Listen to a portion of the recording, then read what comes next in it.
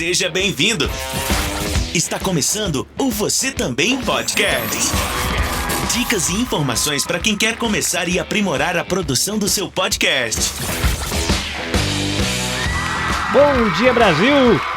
Boa noite, Japão! Estamos ao vivo falando com você diretamente da província de Shizuoka, no Japão. Olá, como está você? Espero que bem. Está começando aqui mais um episódio do Você Também Podcast, esse espacinho onde a gente conversa aqui sobre produção de podcasts. A gente conversa também sobre produção de conteúdo, isso é muito massa. Obrigado pela sua companhia. Para você que está ouvindo aqui ao vivo, acompanhando os bastidores no Facebook e no YouTube, a gente está transmitindo numa telinha retangular com o fundo em tons amarelos. Eu estou numa moldurinha retangular na direita, sou um homem branco, magricela, minha barba tá bem curtinha, bigode também, cabelo raspado, primeiro plano aqui o meu microfoninho bonitinho, estou com fones de ouvido, parede branca e uma bateria eletrônica no fundo e uns quadrinhos com a foto da minha família aqui do meu lado direito. Do lado esquerdo, e uma moldurinha simpática também, o nosso ilustre convidado, Marcos Lima, jornalista, palestrante, falador, escritor, tiktoker, youtuber e mais um monte de coisa. Marcos, bem-vindo a Você Também Podcast.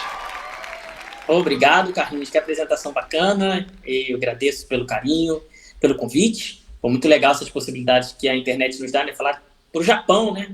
Aí é de noite.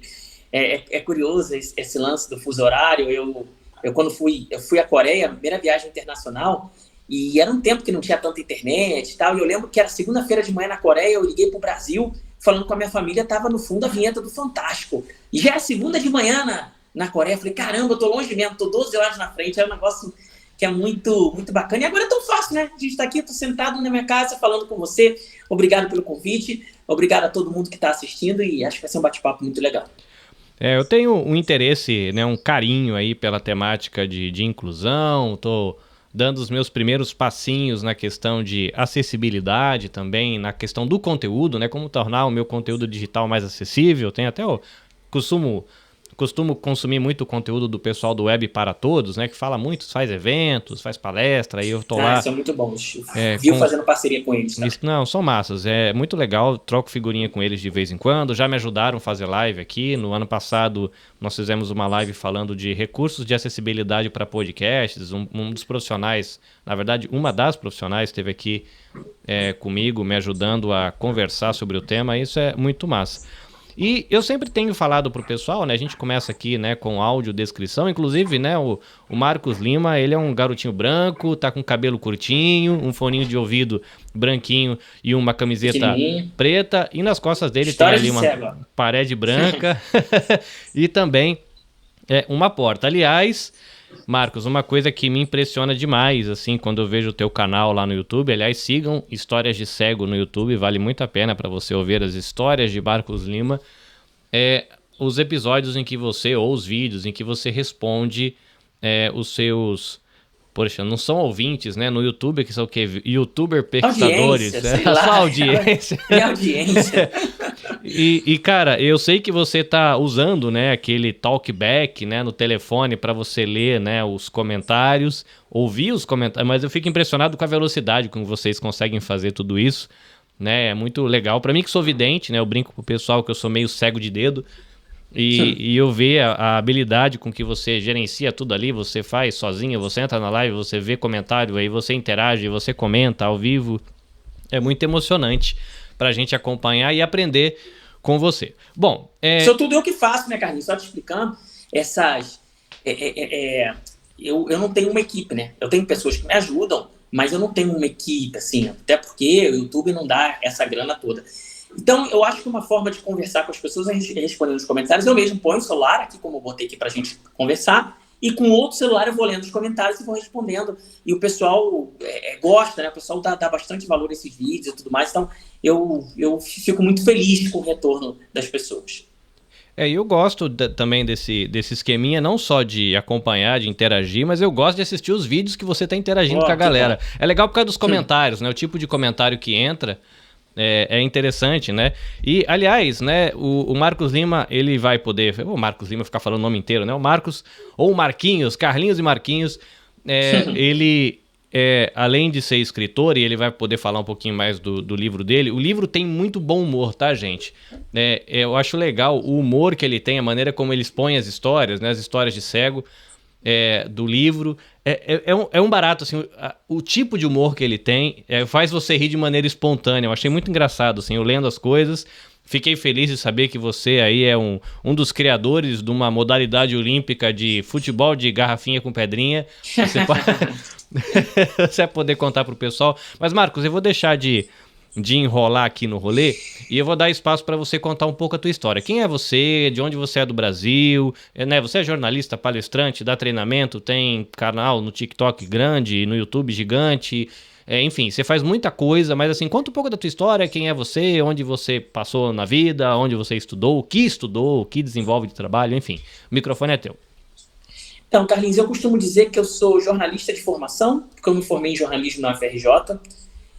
Cheguei a trabalhar com jornalismo, em assessoria de imprensa, em algumas empresas, mas o trabalho que mudou a minha vida, eu trabalhei 3 anos e meio no Rio 2016, na organização dos Jogos Olímpicos e Paralímpicos de 2016, que era uma oportunidade incrível para a cidade onde eu nasci, o Rio de Janeiro, de receber os 2 maiores eventos esportivos do mundo e por conta de receber Jogos Paralímpicos, pessoas com deficiência, a gente poder falar de preconceito, de acessibilidade, de discriminação, e foi um trabalho que mudou minha vida. Eu falei com muitas crianças, fui a muitas escolas, fiz muitas palestras, e depois, quando eu saí, né, quando acabou os jogos, eu saí do emprego, e aí eu virei um profissional liberal, trabalho com palestras, com consultorias para empresas, com eventos, e com as redes sociais, né? As redes sociais são, de uma certa forma, um trabalho, mas não são meu ganha-pão, né? Porque quem trabalha com rede social sabe que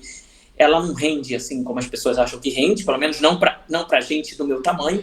Eu acho que ela só dá pra comprar o pão mesmo, né? Dá pra comprar o pão, exatamente. A rede social é, pra mim, uma vitrine. É onde eu mostro quem eu sou, né? Para as palestras, para os eventos. Quando uma empresa quer levar um cara bacana e alguém fala o nome do Marcos Lima do História de Cego, as redes sociais são uma vitrine para mostrar quem eu sou, onde eu estou e do que eu falo. Então, eu estou, né, o maior youtuber cego do Brasil, são mais de 310 mil inscritos. Tenho também o TikTok e o Instagram. Ao todo, eu tenho cerca de 600 mil inscritos e mais de 100 milhões de visualizações, contando todas as redes. O trabalho que eu faço é um trabalho de influenciador, sim, mas eu acho que é mais do que isso, é um trabalho de conscientização. Quando eu criei o canal, quando eu comecei a falar na internet, foi pensando nas pessoas que nunca tinham tido contato com pessoas com deficiência visual, né? Sempre eu quis que a sociedade entendesse que nós só somos cegos, mas temos muitas outras coisas, e coisas boas e coisas ruins, como todo mundo, e que o nosso grande problema não é ser cego, é porque no mundo que a gente vive, ser cego quer dizer, infelizmente, ter muito preconceito e ter pouca acessibilidade. Você está vendo? Estou aqui sozinho, posicionei o celular, estou fazendo a gravação. Não poderia fazer isso com uma câmera normal, porque uma câmera normal não me dá esse recurso, né? Uma câmera de vídeo. Mas o celular, sim. Então, eu não me curei da cegueira. Mas como eu tenho um aparelho mais acessível que uma câmera de vídeo, por exemplo, eu consigo fazer algo sozinho que eu não conseguia. Então, nossa luta é essa, Carlinhos. A minha luta no canal, além, claro, de sobreviver, é levar para as pessoas a mensagem de que a gente precisa de menos preconceito e de mais acessibilidade. Marcos, uma coisa que impressiona, né? Por exemplo, eu tenho 44 anos, eu tenho pouco tempo aí que estou nessa jornada de produtor de conteúdo, ainda sou um canal nanico, né? Perto da sua jornada, estou nos meus primeiros passos, sonhando com os meus primeiros 1000 contatos no Instagram, né? Tô chegando agora perto dos 600 pessoas no YouTube e tô feliz porque tá crescendo, né? A nossa comunidade aqui do Japão, e isso é muito legal. Mas eu tenho uma certa facilidade, ou algo assim, inclusive um dos capítulos do seu livro que eu li ontem, você traz a informação que, se eu não me engano, 80% ou 85% do conteúdo que vamos dizer assim, um brasileiro recebe, esse conteúdo vem de maneira visual, né? Nossa sociedade é muito visual, são banners, são vídeos no YouTube, vídeos no TikTok, muita coisa, muito papel, muita revista, e eu consigo estudar para tentar aprender como é que faz um vídeo, como é que faz uma pesquisa para falar de um tema específico. Eu vou fazer leituras. E Até onde eu me lembre, né? Inclusive, uma vez eu tive contato com o Braille, eu comprei uma reguinha de Braille para mostrar para as crianças que eu tenho contato aqui, para a gente escrever Braille e tal. Sou completamente cego de dedo. Mas na minha vida, né, com 44 anos, eu acho que eu nunca peguei um livro em Braille na mão. Mesmo indo em livrarias ou em lugares assim, eu nunca enxerguei. Né, hoje eu sei que existem audiobooks, o que pode facilitar para a comunidade cega. Mas eu me pergunto, na sua jornada como profissional, você buscando conhecimento para ser jornalista, para fazer o que você faz aí nas palestras, ou mesmo quando você se preparou para o Rio 16, conta um pouquinho pra gente que é vidente como é essa jornada de busca de conhecimento, porque pra mim a impressão que eu tenho que não existe um grande movimento do mercado para oferecer conteúdo para a comunidade cega ou mesmo para a comunidade surda, né? No seu caso, como representante da comunidade cega. Conta um pouquinho pra gente como que é essa jornada, né? Assim, as conquistas que vocês têm. Você é jovem, né? Você deve ter, 30 anos, mais ou menos? 30 e pouquinho? 40. Ok. Então tá bem, cara. Você tá bonitão. Conta um pouquinho pra gente como que é isso. Como que é o acesso pra vocês de conteúdo? Vocês encontram tudo que vocês querem pra estudar? O que vocês querem estudar? Ou não é bem assim? Como que é isso no seu universo aí de procura de conhecimento?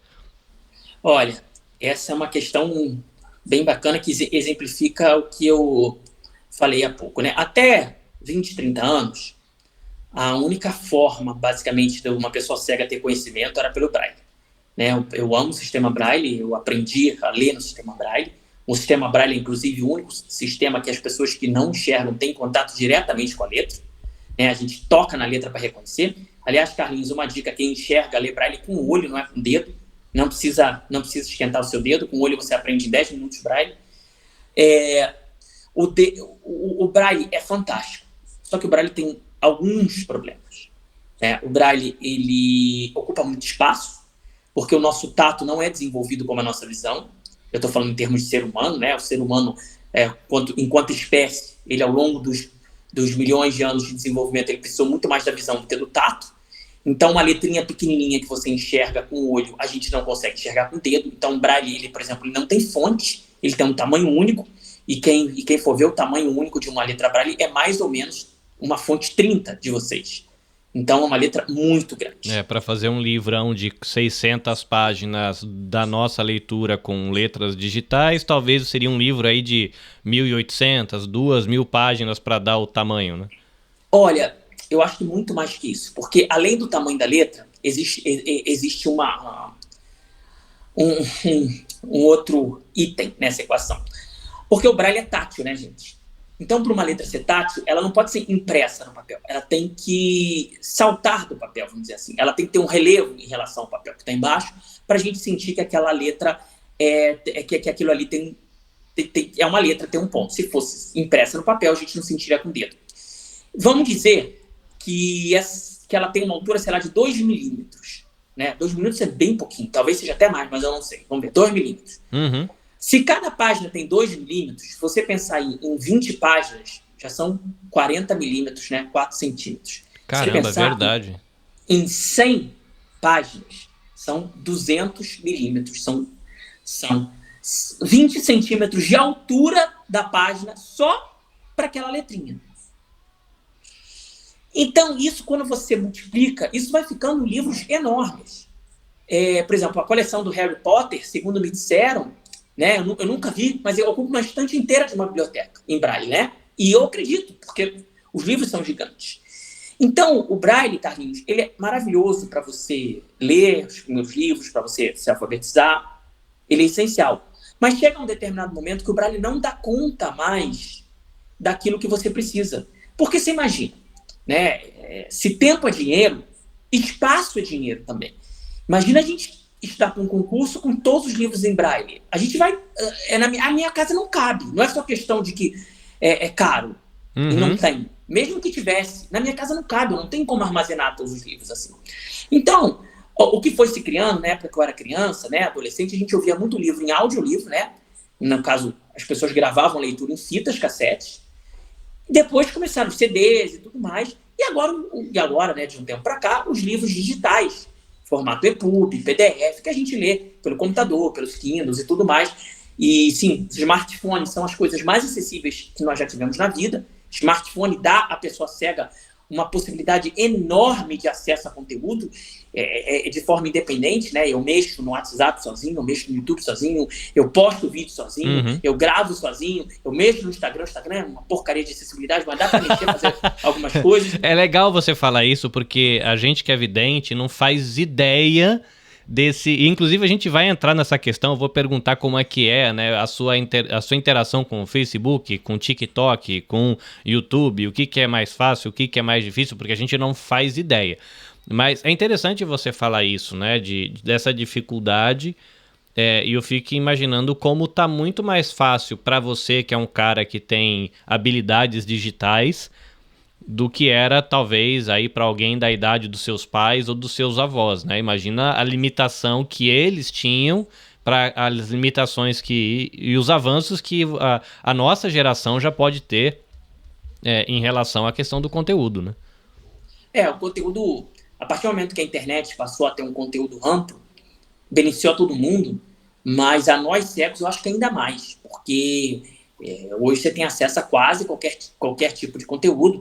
Existe, obviamente, a barreira da acessibilidade, muitos pontos, mas a gente acaba tendo acesso muito mais do que a gente tinha 20 anos atrás, e isso amplia muito os conhecimentos, né, e as nossas possibilidades. Então, acho que a internet e o mundo digital veio para ficar. Eu tenho, sei lá, mais de 700 livros no meu computador, acho que eu nunca vou dar conta de ler eles todos, que seria impossível ter numa biblioteca na minha casa, simplesmente não caberia na minha casa. Cara, uma curiosidade, então, você ouve livro, no caso, quando é um audiobook, em que velocidade? Porque eu vou fazer um comentário aqui, que eu tenho 2 primas distantes, eu não sei se é de segunda, terceira prima, do sua filha, do prima, do pai, alguma coisa assim, e uns primos meus estavam comentando comigo, falaram, olha, você precisa ver elas, são 2 irmãs, eu acredito que deve ter alguma coisa congênita, porque as 2 acabaram ficando cegas quando criança, e fala, você precisa ver elas ouvindo as coisas no telefone, porque a única coisa que a gente entende é... e não entende nada. E eu já ouvi isso de outras pessoas também, que se admiram com a velocidade com que vocês conseguem ouvir as coisas. A minha pergunta é, quando você pega pra ouvir um podcast ou um e-book, que velocidade você coloca, cara? 4, 5, 7, 8? Qual... Não, tem isso mesmo, porque o olhar é muito mais rápido, né? Quando você olha, o seu olhar abarca tudo que tá ali. Você pode não entender todos os detalhes, mas você tem uma noção espacial muito maior. Pra gente decifrar aquele mundo com o som, a gente demora muito mais. Então a gente põe o som mais rápido, até como uma forma, primeiro que a gente já está acostumado, né? Mas até também como uma forma da gente mapear aquela superfície de um modo mais rápido. Eu sempre dou um exemplo, por exemplo, uma planilha de Excel, né? Vamos dizer, o olhar de vocês é como quando vocês dão uma olhada numa planilha e vocês abarcam todas as colunas. Claro, vocês não gravam o que tem em todas as colunas, mas vocês têm uma noção espacial. A gente é como se a gente lesse coluna por coluna, né? A gente só está lendo, a gente só está tocando, a gente só está tendo contato com aquilo que o celular está lendo, com aquilo que a gente está tocando. Então demora muito mais para a gente ter noção de um conteúdo de uma tela de celular, por exemplo, por mais acessível que seja. Então essa é uma das razões também pelas quais a gente põe uma velocidade rápida. Audiobook, eu quase não consumo audiobook. Na verdade, eu já consumi muito pouco.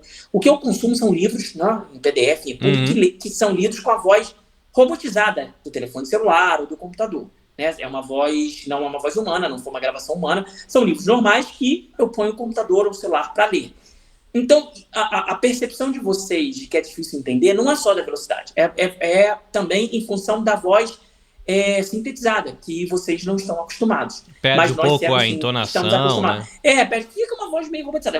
A gente já está totalmente acostumado, a gente não para pensar nisso, mas quem não está acostumado, primeiro tem um pouco de dificuldade. Mas assim... as pessoas com quem eu convivo, com o tempo, elas entendem o celular, né? Sem estarem prestando atenção. Começa a entender.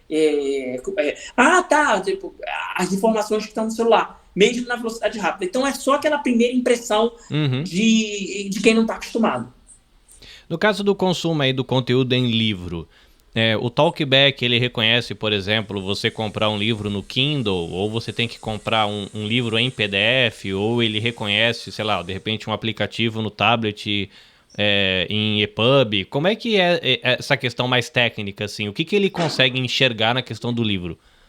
Olha, eu uso especificamente o VoiceOver, que é da Apple, né? Eu tenho um iPhone. Okay. Não porque eu amo e marca, mas é porque foi o celular mais acessível. Como eu trabalho com acessibilidade, eu trabalho com isso, eu preciso de um celular muito acessível. O Talkback é o da Samsung, as pessoas gostam, mas existem várias lacunas. Então, eu estou pontuando isso porque eu não sei responder do Talkback, porque eu não sou usuário.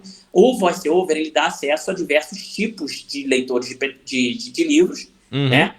Alguns são pagos, outros não, Kindle, por exemplo, outros aplicativos também. E aí depende da preferência de cada um. Na verdade, o que é bacana na internet é isso, né? É que a gente tem diversas formas de consumir conteúdo e aí cada um vai com o que mais se adapta e sim, ele dá uma boa conta de acessibilidade, sim. Agora entrando aí na questão de redes sociais, né? Você tem a questão aí tanto de ser um consumidor de redes sociais, como ser um produtor para redes sociais. Compartilha um pouquinho pra gente qual é a tua perspectiva aí, qual é a tua experiência, né? Eu acho que talvez essa é a palavra melhor. Como é a tua experiência nessas redes sociais que a gente conhece mais, né? YouTube, Facebook é muito usado ainda, mas não se fala muito. O TikTok, eu sei que você também tem muito trabalho no TikTok. Como é a tua experiência de consumo dessas plataformas? E como é a tua experiência de produção nas plataformas? Quais são legais para consumir, para produzir? Quais são muito ruins? Você já citou que o Instagram complica um pouco o rolê. Conta um pouquinho para a gente como é essa experiência aí de consumo e de produção, né? Quais são as suas, sei lá, de repente suas alternativas ou suas possibilidades? Quais são os seus desafios nessa hora de consumir e produzir?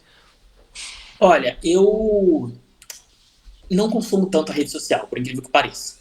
Eu antigamente consumia bastante Facebook, lia os posts das outras pessoas, agora eu não tenho mexido mais no Facebook, muito pouco. Então, de consumir mesmo, eu consumo YouTube. Né? YouTube eu ponho uma playlist bacana, espelho na minha televisão, fico aqui como companhia o dia inteiro, né? Enquanto eu trabalho, enquanto eu faço minhas coisas.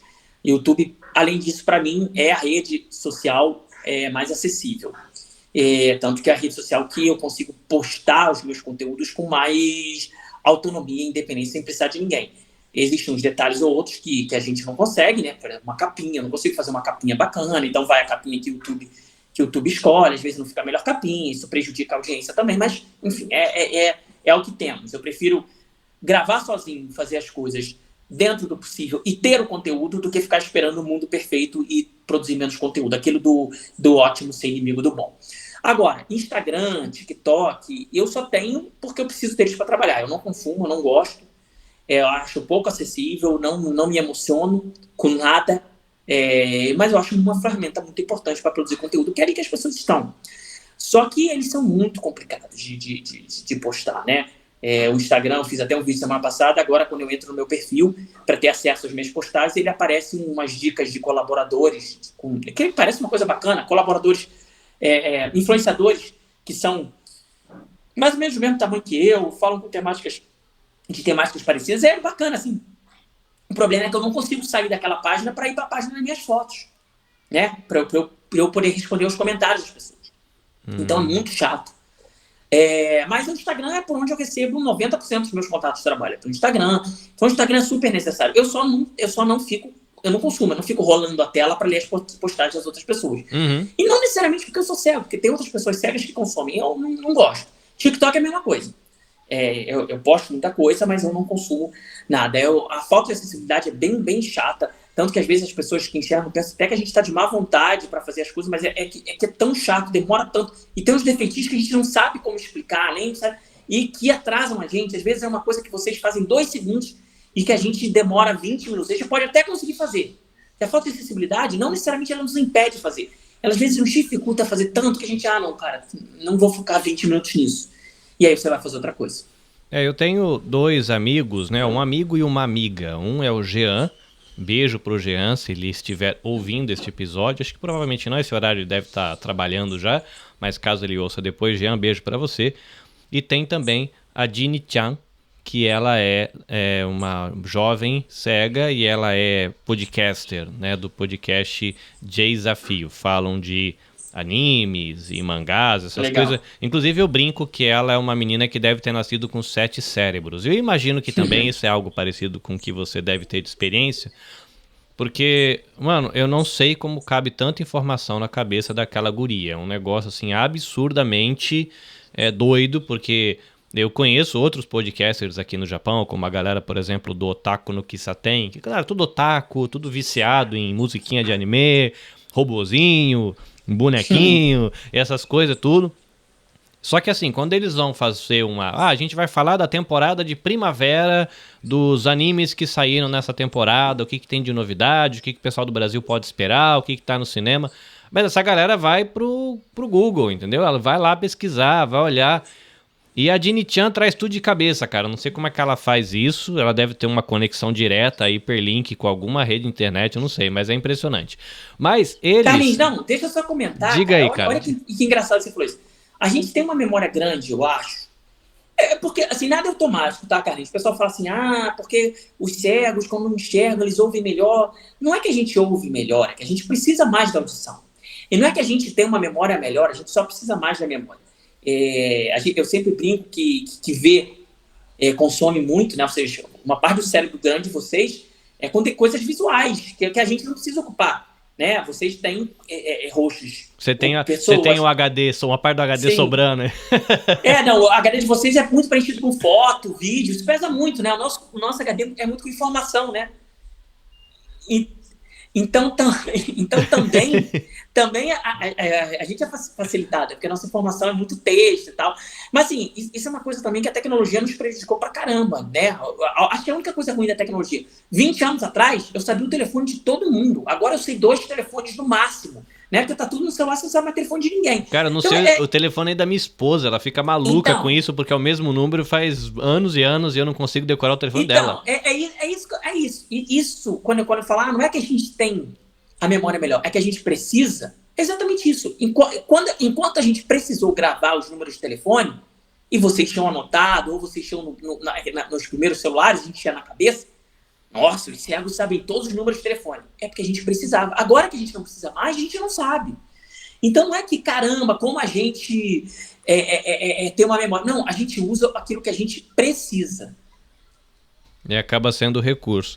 E aí, a Dini-chan, né, ela, por exemplo, ela interage muito comigo no Twitter. Ela prefere o Twitter porque ela fala, 98% do conteúdo do Twitter é texto, vamos dizer assim, é uma rede social que eu consigo aproveitar 100% do conteúdo. O Jean também, ele tem a conta no Instagram, mas ele fala, cara, o Instagram é visual, né, é uma rede social pensada para ser visual. Então a pessoa coloca uma foto de uma cena linda e escreve 2 palavras. Foi ótimo. Foi ótimo. Mas mesmo que... Não, mas então, é isso, Carlinhos. A gente cobra acessibilidade no Instagram, mas, cara, uma imagem vale mais que 1000 palavras. Por mais descrito que seja, e por melhor descrito que seja, não vai dar a emoção, né, daquilo que você está vendo. Eu acho chato, cara. Eu acho chato consumir foto. Não quer dizer que todos os cegos achem, ou que você não precisa escrever. Não, eu acho chato, eu não consumo foto. Mas é porque eu acho que é exatamente o que o seu amigo Jean fala, é uma rede visual, né? E as palavras não dão conta do visual. Eu acho isso.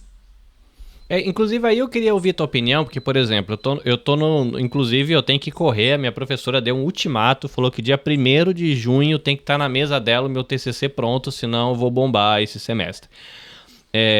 E o meu TCC é uma pesquisa... sobre os podcasts que foram os 5 podcasts mais ouvidos no dia do podcast em 2022. Aí eu peguei os 5 mais ouvidos no Spotify e tô olhando quais são os recursos de acessibilidade que aqueles podcasts oferecem. Se eles têm vídeo com legenda, né, pro pessoal surdo no caso, se tem algum conteúdo em Libras, se eles usam... o texto alternativo ou aquela hashtag, né, para todos verem e descrevem, né, a imagem, se tem, enfim, esse tipo de coisa. Eu comecei a fuçar lá. E aqui eu vou deixar até um elogio aqui, tem a Deia Freitas, ela tem um podcast chamado Não Inviabilize. Me pareceu que na internet brasileira é hoje o podcast mais acessível que tem, porque ela tem conteúdo, ela tem a transcrição completa, ela tem vídeo curto com legenda, ela tem o podcast nas plataformas de podcast, ela tem no YouTube, e o do YouTube ainda tá em Libras. Não tem nem ela. É muito bacana porque o que você tá falando, né? Você pode pensar que podcast é muito acessível, eu gosto muito de podcast, eu acho para mim é muito acessível, eu escuto, acabou. Mas sim, precisa de recurso de acessibilidade, tem outra, cara. Acessibilidade não é só querer, é algo que custa dinheiro. Então, é um investimento também que a pessoa está fazendo ali. É muito, muito legal. Quais são os podcasts, ô Carlinhos? Todos que você analisou, para saber se eu acompanho algum? Olha, eu tô analisando, que vou até aqui abrir. De cabeça eu lembro que tem o Flow Podcast. Sim. O Não Inviabilize. Naquela semana, o Café da Manhã foi muito ouvido, que é da Folha. Tem um que eu acho que é Psicologia na Prática. E tem mais um. Eu não lembro qual é o outro. Mas de todos que eu analisei, me pareceu assim, um que tá fazendo um trabalho muito legal é a Déia Freitas, que dá para perceber assim, que tem a questão, inclusive que quando, por exemplo, eu fiz leituras lá no site do Web para Todos, e eles têm lá uma parte do site orientando como é que você faz um site acessível para pessoas com baixa visão. Aí tem a questão do contraste, quais são os tipos de cores ideais para você pensar a logo, o site, para ficar mais fácil, para quem tem... Poxa, eu esqueci a expressão. A pessoa que não percebe as cores corretamente, que mistura as cores. Eu esqueci como é que fala isso. Mas, e aí eu percebi que a Déia Freitas tem assim, o site é com cores muito chocantes, o logotipo é extremamente básico, só com 2 cores, com muito contraste. Tudo isso é pensado. Mas eu percebi que nem todas as postagens dela, por exemplo, no Instagram, elas estão com essa hashtag, né, do para todos verem, ou usam o texto alternativo. Algumas sim, muitas não. E eu fiquei me perguntando, né, se, né, deveria perguntar para ela, seria talvez o mais ideal, né, se um dia eu tiver acesso. Mas uma curiosidade que me ficou, e aí eu faço para você como produtor e consumidor, será que a equipe não tem feito esse movimento, ou esse investimento de tempo de descrever tudo, justamente por conhecer a comunidade e perceber que a galera não curte? Aqui do Lifestyle, não, inclusive abraço, beijo, daltônico, as pessoas, né, que misturam as cores na hora de enxergar, não veem corretamente, ou enxergam em preto e branco. Se não me engano, tem um amigo meu que enxerga em preto e branco. E o que você acha? Você acha que para nós, produtores de podcast, é um pouco da minha curiosidade aqui no episódio, valeria a pena a gente usar o texto alternativo no Instagram e a hashtag, ou você acha que é um investimento que não vale a pena? Qual que é a sua impressão, considerando que você deve conhecer gente da comunidade cega e são várias experiências, né? Mas falando por você e do que você conhece, assim, de ouvir os amigos, o que você acha? Olha, tudo vale a pena. Tudo de acessibilidade que você puder fazer vale a pena. Mas tem um tipo de acessibilidade que foge ao nosso controle, vamos dizer assim, que é uma acessibilidade que envolve outros profissionais. E quando a gente cobra, né, acessibilidade no Instagram, por exemplo, não dá para a gente cobrar da mesma forma de uma organização gigantesca, ou de alguém que tem uma equipe, com a maioria das pessoas que produz elas sozinhas. Né? As pessoas até falam para mim, mas você não fala muito de acessibilidade no Instagram, mas você... Tipo, eu como produtor de conteúdo, eu sei que é difícil você botar acessibilidade. Eu trabalho sozinho, eu não tenho condições de pagar um profissional de Libras para fazer Libras a cada vídeo. Aliás, nenhum vídeo, só quando são vídeos que tem uma verba. E aí falta acessibilidade. As pessoas vão lá no canal e falam assim, o cara é cego e falta acessibilidade. Falta, porque é caro, né? Existe um profissional para fazer. Então, eu faço a acessibilidade que eu posso, e acredito que as pessoas também façam, e a acessibilidade que elas podem. Mas respondendo a sua pergunta, nesse caso, né, eu acho que se a pessoa tem um dos podcasts mais ouvidos no Brasil, provavelmente ela tem uma equipe. E aí sim, eu acho que essas pessoas que têm uma equipe, que têm uma renda de uma forma mais consistente, elas precisam cuidar da acessibilidade sim. Porque a acessibilidade não é só para pessoas com deficiência, né? Às vezes você lê uma legenda, você está num lugar que você não pode botar som, mas você quer acompanhar aquele conteúdo. Você não tem nenhuma deficiência, você quer acompanhar aquele conteúdo, só que você não pode ouvir. Seja por qual motivo for. Você está no transporte público e está sem fone. Por exemplo, aí no Japão, eu sei que é considerado falta de educação você ouvir qualquer coisa em transporte público. Exato. Então acessibilidade não é só para pessoas com deficiência. Eu acho que a gente precisa cobrar, e principalmente de quem tem recursos para fazer acessibilidade. Eu não acho que a pessoa não põe porque as pessoas cegas não consomem. Pelo contrário, tem muita gente cega que adora o Instagram, que gosta do Instagram. Eu acho que as pessoas não põem porque não foram conscientizadas de que aquilo é necessário. Mas você me perguntou, põe texto alternativo, põe descrição da imagem, eu acho que pode botar, porque é uma coisa que não depende de outros profissionais, é uma coisa que depende de você fazer. Ah, mas eu não faço uma descrição perfeita. Beleza, descreve o que você sabe. A foto é sua, você que está botando. Então isso aí a gente não precisa de outro profissional. O quanto a gente puder fazer, melhor. Até porque a acessibilidade, ela não serve só para cegos, ou para pessoas com deficiência, e não só nesse sentido que eu falei para você, de que outras pessoas consomem conteúdo acessível mesmo tendo deficiência.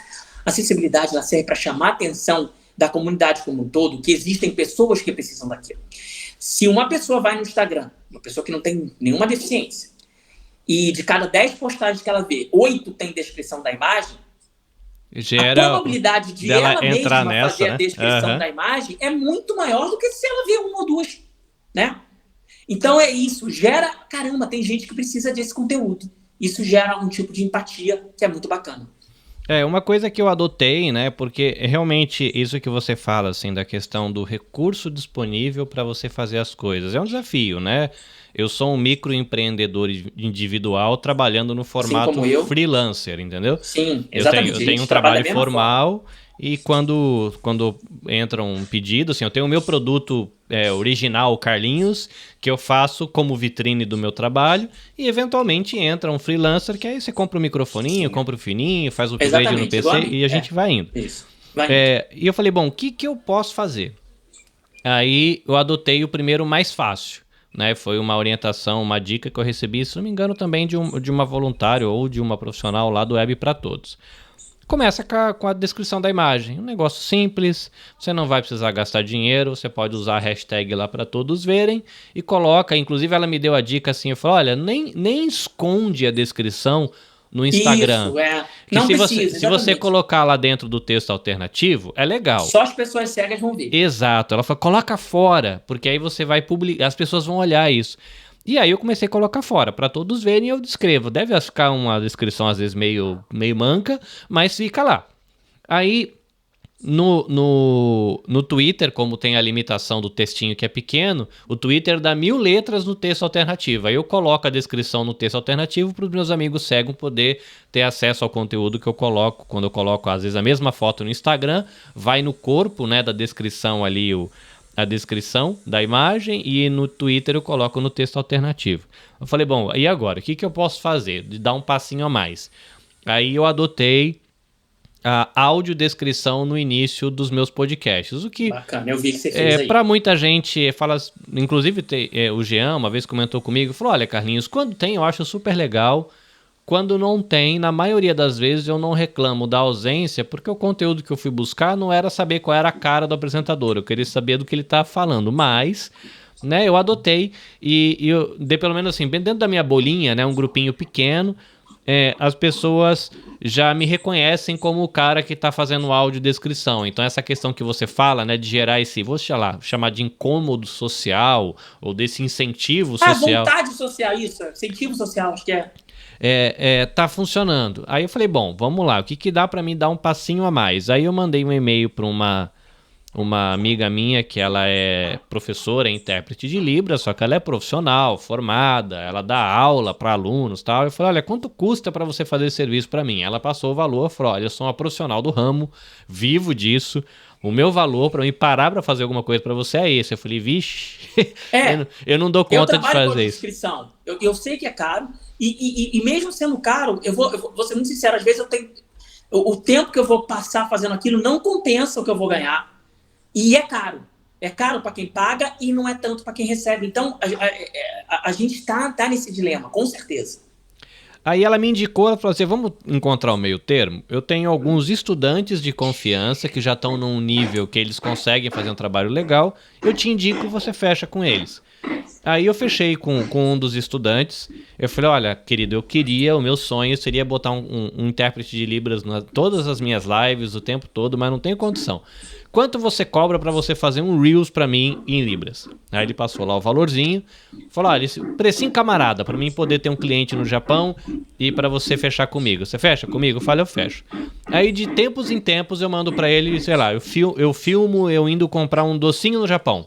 Aí eu explico o que é aquele docinho em 1 minuto. Aí eu vou lá e peço para ele fazer aquela interpretação de 1 minuto, monto meu vídeo e coloco no Instagram. Então hoje, quando a pessoa chega no meu Instagram, tem a descrição da imagem e de tempos em tempos tem um vidinho com o intérprete de Libras, o que acaba sendo só um sinal, uma gotinha no oceano, mas tá lá. Aí depois eu falei, poxa, eu queria dar um passinho a mais. O que será que dá para mim fazer dentro da minha limitação? Aí eu lancei um podcast que tá muito pequenininho, ele ainda não tá sendo cuidado com todo o carinho que ele merece, que chama Ouvidos Viajantes. Porque se você consome muito YouTube, né, e você falou que é a mídia que você hoje consome bastante, a gente tem a questão de ter muita gente mostrando o Japão, mas a maioria das pessoas, elas não tomam o cuidado de audiodescrever o lugar onde elas estão. Fala, olha, gente... Porque a imagem vale tudo, né? Que bonito! E aí passa o telefone da direita para a esquerda, mostrou aquela coisa bonita, eu fico imaginando os meus amigos... Eu consumo muito conteúdo de viagem, é o conteúdo que eu mais gosto.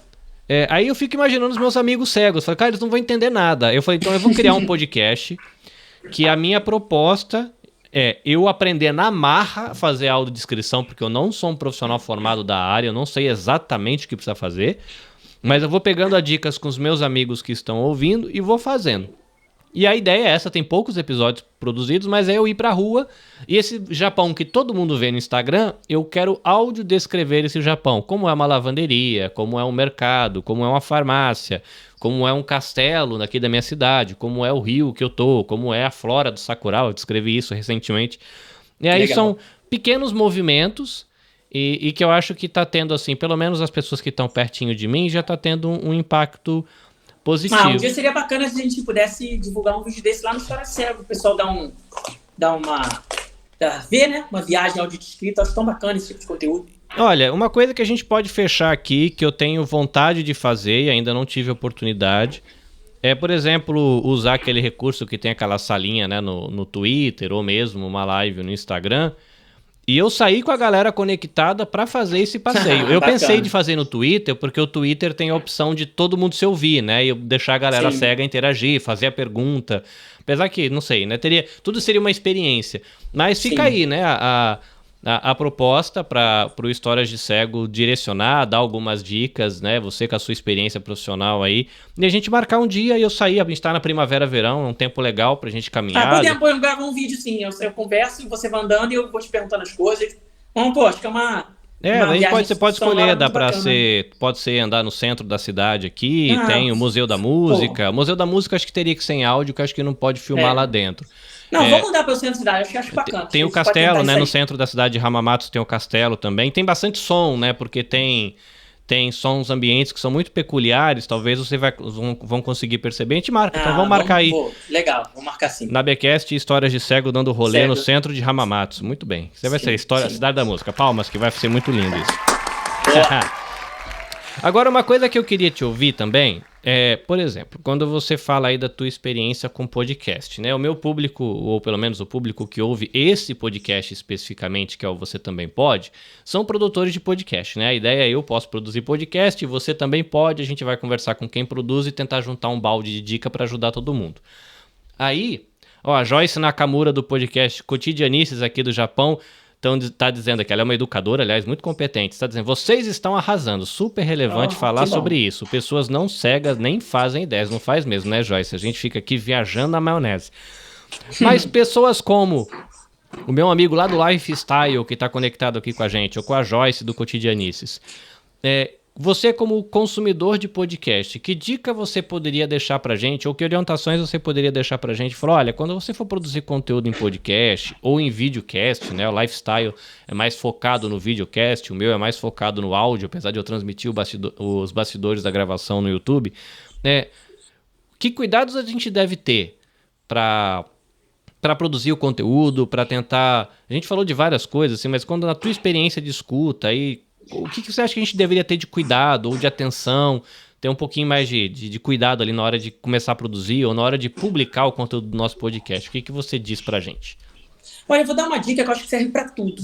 Uhum. E ela pode ser aplicada em qualquer âmbito da sua produção, que é uma dica mais geral. Quando você for produzir um podcast, você vai produzir qualquer coisa, você precisa ter em mente qual é o seu público, né? É só não pensar que o seu público é só de pessoas que você considera pessoas normais ou pessoas sem deficiência. que seu conteúdo pode ser consumido por qualquer pessoa. E quando você pensa isso, meu conteúdo pode ser consumido por qualquer pessoa, consumido por qualquer pessoa, inclusive uma pessoa cega, isso já vai abrir em você uma janela para pensar, caramba, e se eu descrevesse isso aqui? Pô, e se eu falasse um pouco mais sobre isso? E se eu incentivasse meu convidado a se audiodescrever? São essas pequenas coisas que já fazem diferença. Uma coisa que eu percebi também, que, por exemplo, para a questão de representatividade, eu não tinha pensado isso quando eu comecei a fazer audiodescrição. Eu comecei a fazer audiodescrição pensando no meu amigo Jean e na minha amiga Dini-chan. Mas quando eu fiz isso, eu percebi, por exemplo, se tem uma jovem cega negra ou uma jovem cega asiática ou um jovem cego indígena, ele ter a audiodescrição, eu acho que é legal também, além de se sentir acolhido pelo produtor de conteúdo, eu acho que gera também essa parada, né? Porque, por exemplo, a menina negra ou o menino asiático ou a menina indígena, ela nunca vai saber se tem alguém com a cara dela do lado de lá do microfone, né? E às vezes a gente vai pra rede social, você tem essa carinha lá. Não são todos os podcasts que colocam a cara de quem tá lá, mas, por exemplo, às vezes tem uma mulher negra, um homem indígena, né? A galera da comunidade LGBT, enfim. Você tem a fotinha em algum lugar, você tem um story, você tem alguma coisa que tá lá e te ajuda a saber quem é que tá do outro lado. E eu percebi que também é uma paradinha essa da audiodescrição, também ajuda nessa questão da representatividade, né? Que o cego pode se... Não sei se é relevante a minha observação, mas é uma impressão que me deu. Não, engraçado, Carlinhos, é totalmente relevante, porque você falou que quando começou a produzir conteúdo e mais voltado, não digo mais voltado para acessibilidade, mas o conteúdo com algum tipo de acessibilidade, você percebeu isso. Eu que sou cego quase a vida inteira, perdi a visão com 6 anos e mesmo assim antes eu não enxergava bem, eu nunca tinha me dado conta disso, até um dia, uns 2 anos atrás. Olha só como é que são as coisas, que a gente acha que a gente sabe tudo. Eu tenho a consciência de que eu não sei nada, mas tem muitas pessoas que acham que sabem tudo, ou tem muitas pessoas cegas que falam dos preconceitos que as pessoas têm com a gente, como se a gente não tivesse um monte de preconceito, que preconceito, na verdade, é falta de conhecimento, é aquilo que a gente não conhece, que a gente acha que conhece. Então, sempre vou com muito cuidado na hora de criticar as pessoas, porque eu sei que eu sou ser humano e eu tenho as minhas falhas. E aí, você falou uns minutinhos atrás sobre o Jean, que é seu amigo que é cego, que ele não liga se tem audiodescrição ou não tem, e eu sou da mesma opinião. É legal que tenha, porque eu vejo que a pessoa tem um certo cuidado, mas pra mim meio que tanto faz, saber se a pessoa é de tal jeito ou não é de tal jeito. Pra mim, realmente tanto faz, porque aquilo que ele falou, né? Eu não tô... talvez isso fosse legal no Tinder, mas no podcast, pra mim, tanto faz. É igual pra ele. Beleza. Aí um dia, conversando sobre isso num grupo de trabalho, uma moça cega, negra, falou exatamente isso que você pontuou. Não, para mim é importante porque eu gosto de saber se existem outras pessoas negras, se existem outras pessoas para eu me sentir representado. E aí me bateu firme, eu falei, realmente, eu tô olhando do ponto de vista do cara branco que está representado quase que o tempo todo, né? Então, é isso. A gente não sente as dores que não dói na gente. E por isso a gente precisa ter muito cuidado antes de criticar as pessoas e antes de sair apontando os dedos, porque a gente comete muitos erros também. E pra mim, o que tem de escrever? Não tem. De fato, ela falou exatamente o que você disse, sobre o quanto que para ela é importante saber que tem outras pessoas negras ali. Isso me veio à mente na produção. Eu comecei a fazer audiodescrição no meu podcast pessoal. E aí eu fiz uma reunião uma vez com uma galera que lançou um podcast sobre inclusão e diversidade, mais especificamente. E é um podcast só de áudio, que não vai ter imagem, não vai ter a cara da pessoa em lugar nenhum. Mas estão falando de diversidade. E nessa questão de falar da diversidade... a moça que organiza é uma mulher negra nascida na África, a moça que apresenta é uma mulher negra brasileira com um cabelão gigantão, todo encaracolado, maravilhoso. Aí convida uma mulher loira, por exemplo, para falar, né? No caso, assim, dando esse valor também ao trabalho das mulheres e mesclando com homens também, homens brancos, homens negros. E aí eu sugeri para eles, falei, gente, se é só em áudio, vocês estão falando de inclusão e diversidade, por que não, né, incluir a pessoa cega na audiodescrição, né, tornando o conteúdo de vocês mais acolhedor, mas ao mesmo tempo, por que não, já que é só áudio, as pessoas saberem que no áudio tem uma mulher indígena, ou tem um homem negro, ou tem alguém com cabelo black, ou tem alguém com carinha de coreano, não sei, né, é interessante, aí vai falar, pô, verdade, faz sentido, né, porque para quem vai só ouvir, a gente vai conseguir comunicar. E aí que caiu a minha fichinha, né? Nessa reunião do bate-papo. Ô, Carlinhos, olha que bacana, né? É um conteúdo em áudio, em que a audiodescrição não vai servir só para os cegos, vai servir para todo mundo, porque neste caso, é um conteúdo também. Não só um conteúdo de acessibilidade, mas um conteúdo. Porque a visão, de repente, de uma mulher negra nascida na África, de uma mulher negra nascida no Brasil, de uma mulher loura do Sul, de uma mulher loura do Nordeste, assim, são vivências diferentes. E é legal para quem está ouvindo saber de onde vem aquela visão. Então, você viu, eu não falo que a audiodescrição não é só para pessoas com deficiência, é para todo mundo, a acessibilidade é para todo mundo. Poxa, legal. Eu tenho aprendido muito, pena que eu não tenho tantas oportunidades no meu dia a dia de aprender mais, né? Eu tenho muita vontade de ter mais interações, né? Aqui, claro, que aqui no Japão existem, né? Por exemplo, você cita no seu livro como foi importante para você a experiência de estudar numa escola que é dedicada a ensinar crianças cegas com todos os recursos, com profissionais ali habilitados, onde vocês desenvolveram um maravilhoso futebol de garrafinha com pedrinha para ouvir. É isso, gente. Vai ver o livro, gente. Vai ler o livro, que é muito legal. História de Cegos está em todas as livrarias, tem em versão papel e tem em versão e-book também, acessível, e-book e tudo mais. Comprem o livro que inclusive está sendo adotado pelo MEC nas escolas de segundo grau aqui do Brasil. Ah, que massa. Você professor de segundo grau, ensino médio, peça para sua escola comprar. E em algumas prefeituras, como a Prefeitura de Belo Horizonte, também estão adotando o livro do História de Cego. É sempre para o público adolescente, para você ver. É um livro que governos diferentes consideraram importante para as crianças. E você compra, ajuda não só o projeto, porque eu ganho muito pouco por cada livro vendido, mas ajuda a sociedade e a você, né? Porque é um livro bem fácil de ler, não é uma história autobiográfica, são episódios que não são interligados e são escritos por mim, não é um ghostwriter, não contratei ninguém para fazer, eu mesmo estou escrevendo. Então, leiam, e acho que é um livro bem leve, né, Carlinhos? Não, cara, você tem um humor, assim, nos seus vídeos também você passa isso, mas de uma forma muito peculiar, você consegue registrar esse seu bom humor.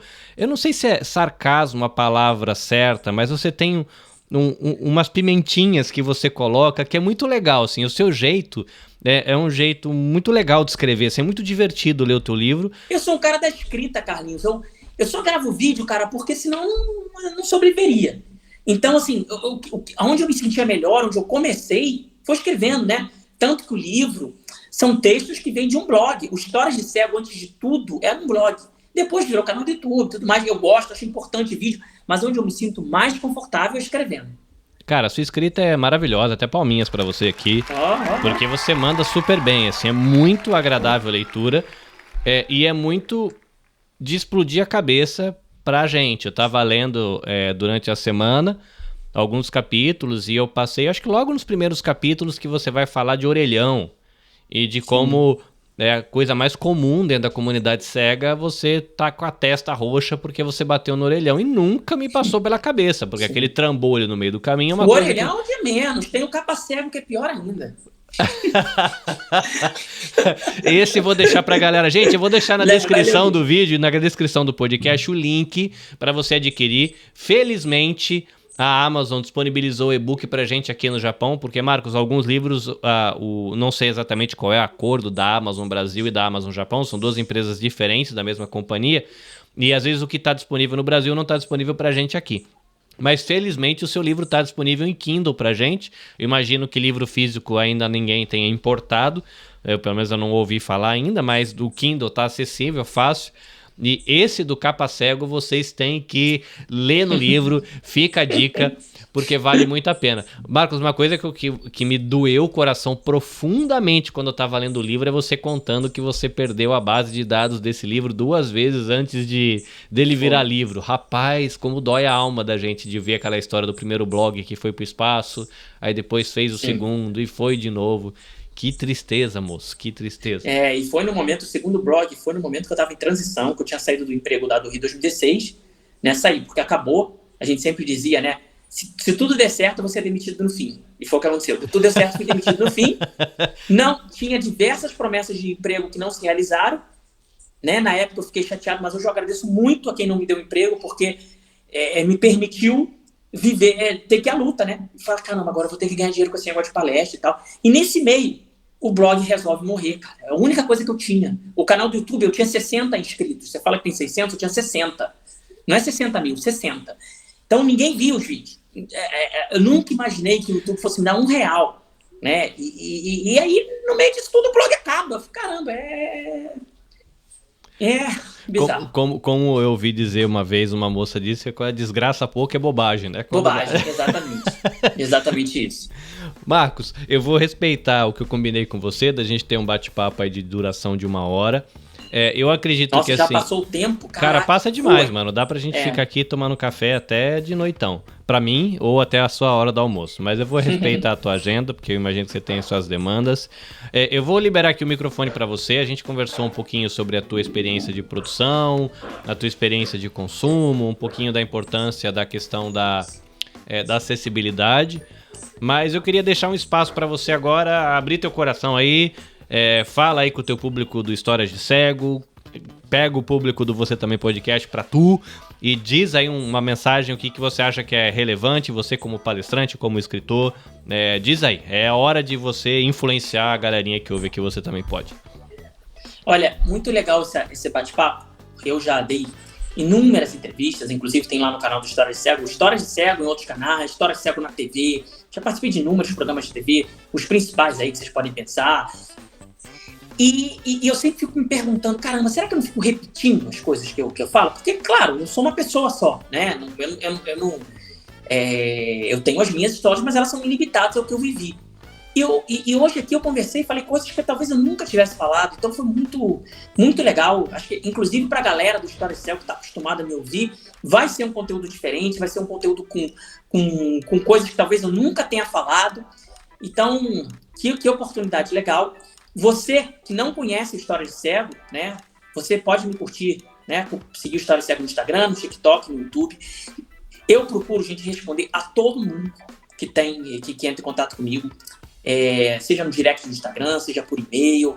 O e-mail é historiasdecego@gmail.com. A única coisa que eu não respondo é quando me mandam pesquisa com link, assim. Responde essa pesquisa aí, manda um link aí, parece uma coisa tão fria, assim, que quando eu respondo a pessoa nunca me agradece. A única coisa que eu não respondo é tipo, o resto eu respondo tudo. Manda no direct, inclusive o contato do Carlinhos foi pelo direct do Instagram. Uhum. Eu também tenho um projeto que se chama De Cego para Cego, em que eu converso. Aí não é um programa pro YouTube, é uma conversa particular, só eu e você, com pessoas cegas, pessoas que estão perdendo a visão ou familiares de pessoas que estão nessa situação. Então, uma conversa particular, o conteúdo fica só entre nós, para você falar sobre você, das suas dificuldades, dos seus desejos. Então, ao longo de 2 anos do projeto, já conversei com, muitas pessoas, desde adolescente que queria saber se botava que era cego no aplicativo de relacionamento, até gente que estava entrando na faculdade, pessoas mais velhas tinham perdido a visão, não sabiam mexer no telefone celular, dúvidas existenciais e tudo mais. Você quer conversar diretamente com Histórias de Cego, o projeto De Cego para Cego, você quer participar, é gratuito, tá? historiasdecego@gmail.com. Compre o livro do Histórias de Cego, o historiasdecego@gmail.com também é o nosso Pix, quem quiser ajudar, mas você também ajuda curtindo e seguindo as nossas redes sociais. Eu agradeço muito ao Carlinhos, que papo legal, que papo bacana, e nós vamos fazer outros vídeos, Carlinhos. Boa. Você Também Podcast vai estar aqui, aí conto aí com todo o teu conhecimento pra gente influenciar de maneira positiva a nossa querida e linda podosfera. É isso, gente.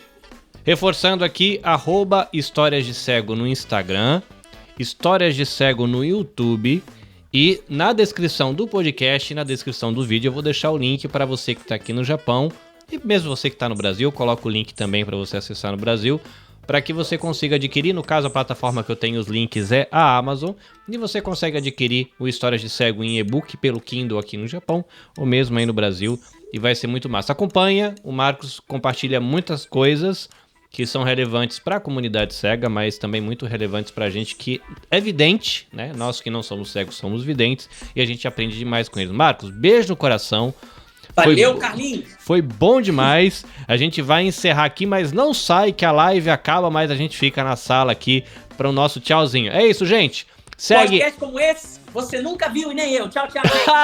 Boa, boa. Ai, não esperava essa.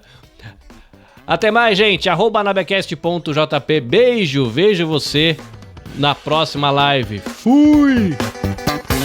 Você também podcast. Dicas e informações para quem quer começar e aprimorar a produção do seu podcast. Esperamos você no próximo episódio.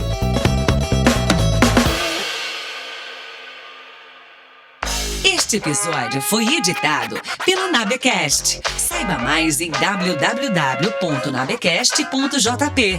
Nabecast, conectando pessoas, desenvolvendo amizades, construindo parcerias e compartilhando vida através de podcasts.